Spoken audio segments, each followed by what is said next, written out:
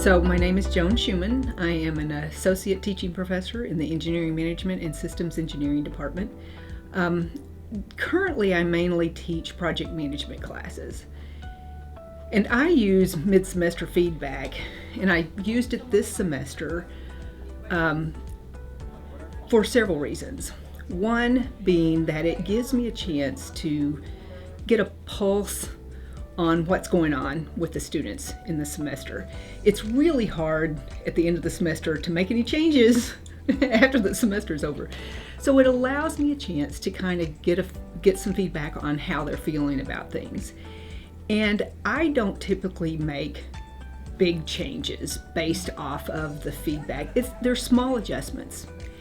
So for example, this semester, the students, we had just had our first exam, and we did the feedback, and several of the students said we'd really like to have more kind of a study guide for the exam.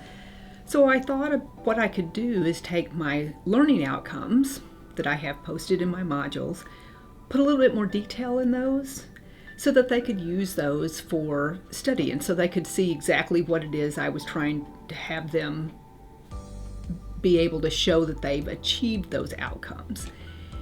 So I don't do really big changes. They are pretty small. Sometimes I have made big changes based on feedback, but I wait until the next semester to do that. So they're pretty small. And I have also gotten from my students comments that say they feel like I'm listening to them.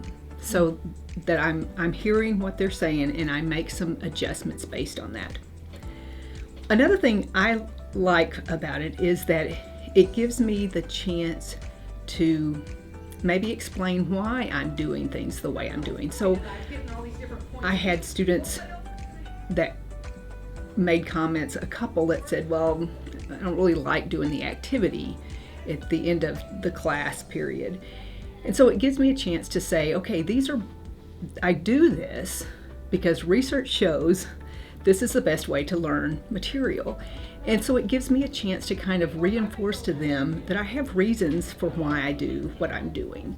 And I think that can be very helpful.